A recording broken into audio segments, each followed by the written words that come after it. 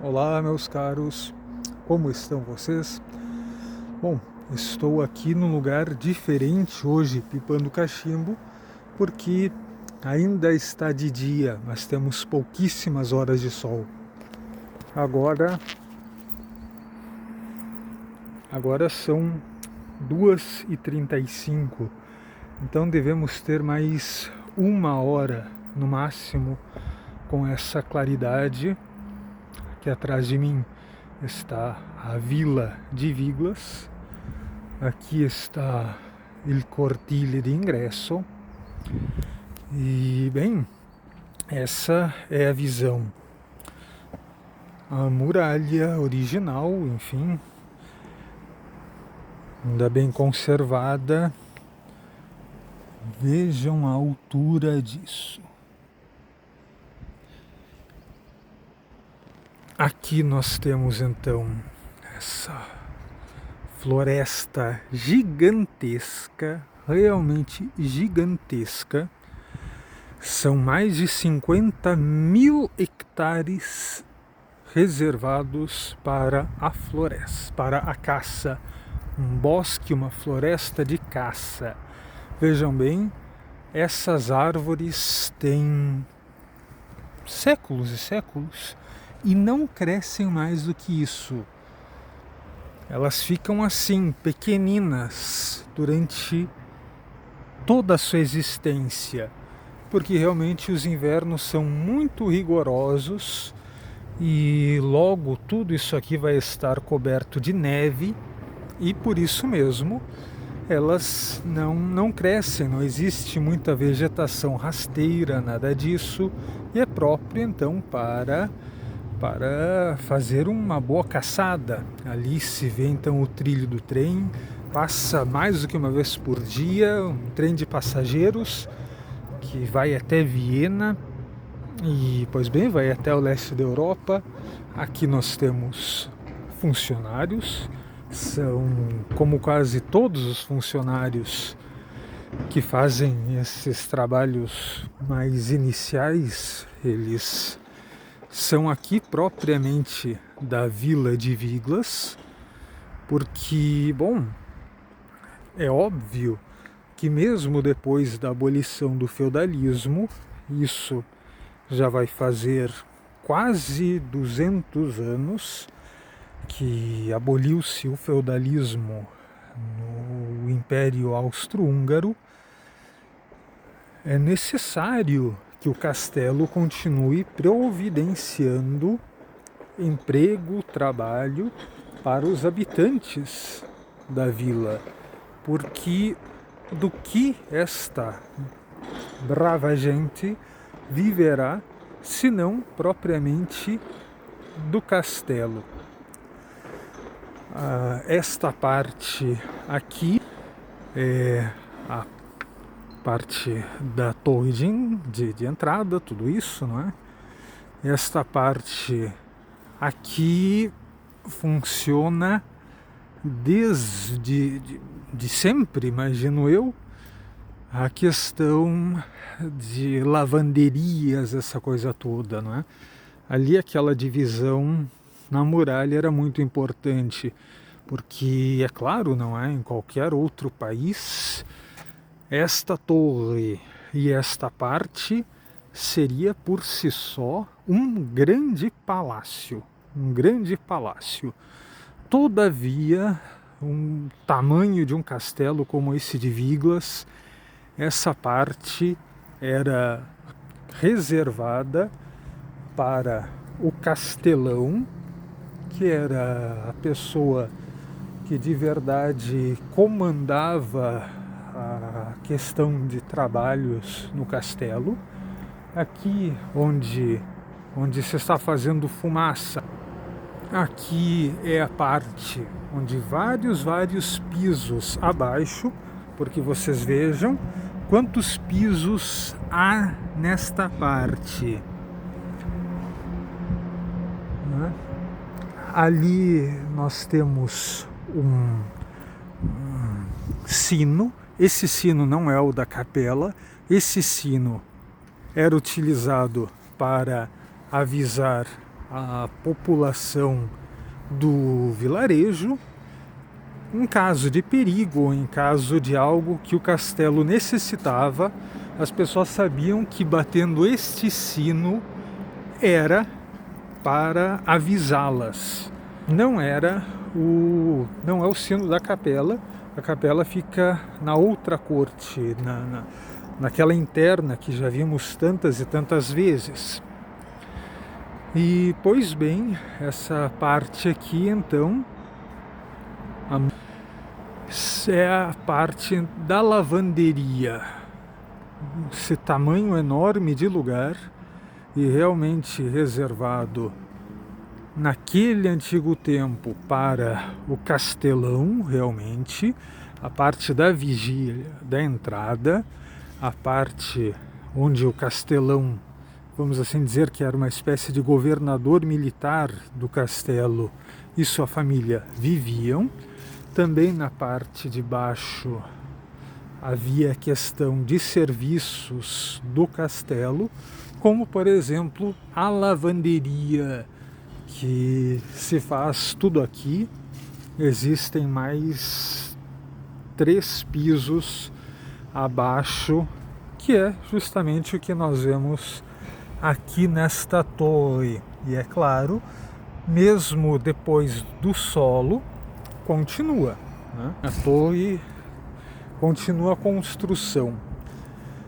E é um lugar muito, muito bom para, se não há sol verdadeiramente, pelo menos durante a claridade, se pipar um bom cachimbo.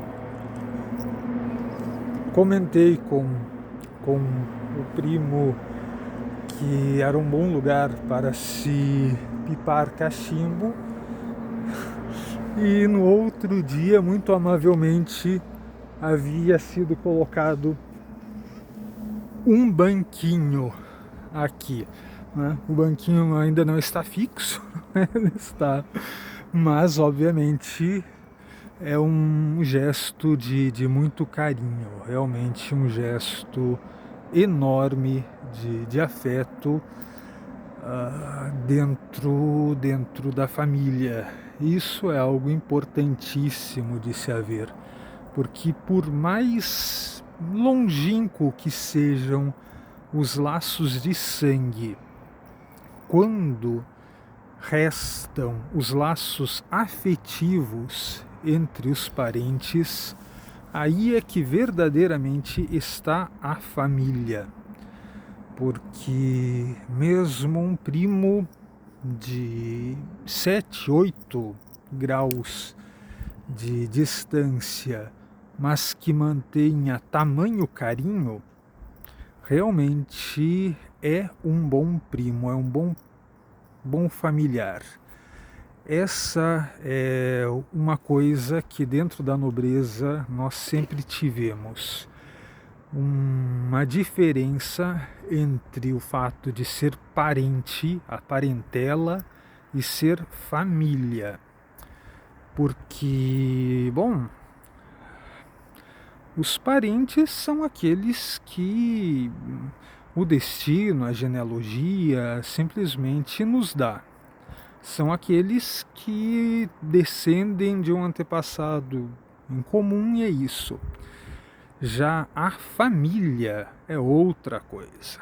A família são aqueles parentes que decidem formar uma comunidade entre eles. E verdadeiramente a minha família aqui na Europa mantém-se bastante unida em torno de mim. Isso eu fico realmente bastante feliz. E uma alegria verdadeiramente enorme, porque um castelo desse tamanho, que creio eu que seja do que hoje em dia é a Eslováquia, antiga Alta-Hungria, antes de ser Alta-Hungria, antiga Áustria, depois Império Austro-Húngaro, depois Tchecoslováquia, depois dividido, entre República Tcheca e Eslováquia, toda essa situação, não é? Aqui os países vão se dividindo e vão surgindo muito rapidamente na Europa, não é? E, pois bem, manter um castelo desse tamanho é algo que exige muito dinheiro, verdadeiramente muito dinheiro, porque só a parte de aquecimento, a calefação, só essa parte, todos os meses, custa mais de 10.000 euros. Só a parte do aquecimento. E, pois bem, fora a parte da energia elétrica, que pelo que consegui ouvir muito de longe, porque claro, não se fala sobre isso, mais 7-8 mil euros, e todos os funcionários que recebem mensalmente ou quinzenalmente. O costume aqui é um pouco diferente, não é? O funcionário pode receber 2 vezes ao mês, se for quinzenal os salários, e verdadeiramente eu não sei quantos funcionários meu primo mantém aqui, mas tentei, cada vez que via uma pessoa diferente trabalhando aqui, que pelo uniforme, pelo libré, vamos assim chamar, se percebia que era um funcionário fixo do castelo, contei mais de uma dúzia. Entre as camareiras, entre os funcionários, não é? os auxiliares, os assistentes que fazem esse serviço, entre o pessoal da cozinha, esses não tenho ideia, não é? O chefe, ele vem uma outra vez quando o primo deseja felicitá-lo, porque a comida estava realmente boníssima, e todo dia a comida é boníssima. E, bom, muita gente, muito custo. E como manter isso tudo? Alguém sem visão não conseguiria manter, porque mesmo se dissessem, olha, príncipe, o primo dissesse, vem aqui, meu caro primo, eis aqui o castelo, é vosso, venha morar aqui com a vossa família. Sou sincero com vocês, eu não teria nenhum tipo de tino comercial para manter um lugar desses, porque no tempo do feudalismo era muito fácil manter um lugar desses. As pessoas que habitavam a vila eram obrigadas a sempre morar na vila e eram obrigadas a trabalhar nas terras da família. Mas hoje em dia não é assim. Hoje em dia um lugar desses não dá lucro. Hoje em dia um castelo como esse, ele dá custos. E, bom, caríssimo primo é muito inteligente, e boa parte do ano, pelo menos quando é mais quente, aqui se dispõe todo esse terceiro piso, que outrora era a parte onde os funcionários internos viviam, não é? É um hotel de 5 estrelas. Não apenas nessa ala, como vocês viram, não é? Ele é como se fosse uma grande ferradura, um grande U, fora essas outras partes, não é? E funciona um hotel verdadeiramente maravilhoso. Chama-se Grand Vilas. E chamamos assim de duas formas diferentes: Grande Viglas para a questão do hotel e o Castelo de Viglas para a questão da parte, enfim, da residência, parte da família, que na realidade ainda é pelo menos 70% do prédio. E quando aqui, porque sempre as escolas vêm e ele então tem uma boa parceria com as escolas aqui da Eslováquia e mesmo de países próximos, porque aqui na Europa os países são muito pequeninos, são muito próximos realmente. Então vêm, fazem visita, volta e meia nós vemos um tour.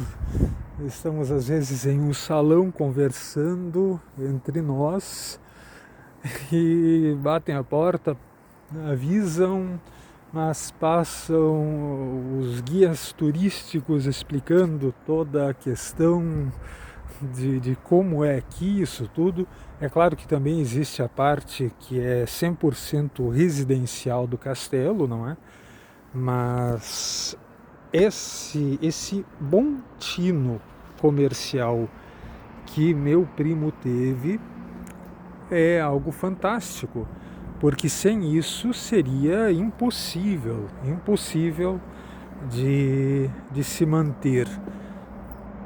Os que de vós me acompanham no Instagram percebem às vezes a minha foto de bom dia é justamente desta janela, porque o meu banheiro do meu apartamento fica nesta torre, essas pequenas ameias, elas ficam literalmente na bancada do meu banheiro, né? E é um pé direito altíssimo, e lá é a parte onde fica o quarto em si. Já nessas janelas aqui são a parte da sala do apartamento. E bom, como esses apartamentos, como nós chamamos, essas enormes suítes, que aí sim são 100% residenciais, mas também existem outras partes onde os turistas não têm acesso, onde os hóspedes, quando estão aqui, também não têm. Mas eu fico muito feliz por esse ótimo tino comercial, porque se a parte do hotel, obviamente, não tem como dar lucro, porque os custos de manutenção mensais, sem contar os impostos que se paga para ter um lugar desse tamanho, não é? Em qualquer país da Europa se sabe, os impostos pagam-se por metro quadrado, e este castelo tem milhares de metros quadrados. E ao menos auxiliam na manutenção desse lugar. E bom, logo quando eu começar o meu retorno para casa, o próprio primo Daniel e a esposa dele, a prima Regina, vão comigo, vamos para Viena, e depois de Viena vamos dar mais alguns giros pela Europa, e depois disso, quando retorno ao Brasil, eles imediatamente já vão para a Flórida, onde eles vão passar os próximos 6 meses. Nesse período, o castelo ele fica vazio, mas não fica, poderíamos como dizer, abandonado, isso jamais, porque os funcionários precisam ser mantidos. Os funcionários permanecem, porque já são treinados, então mesmo em 6 meses, quando o primo e a prima não estão aqui, suas filhas moram nos Estados Unidos, muito pouco, realmente gostam de vir para cá, já se acostumaram com a vida nos Estados Unidos, não é?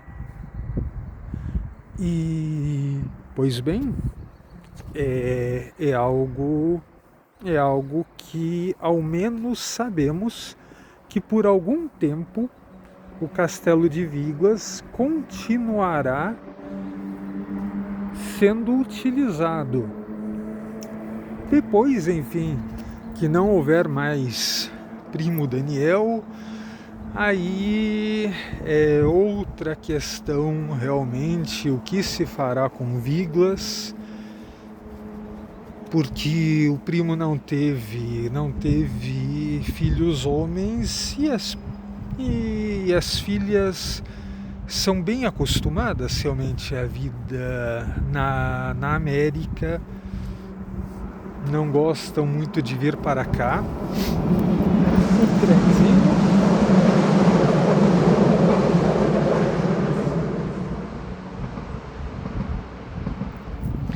O trenzinho passa diversas vezes ao dia, é assim, bastante rápido. E, bom, vamos torcer para que o querido Conde Daniel tenha ainda muitos anos de feliz vida e saúde e força pela frente.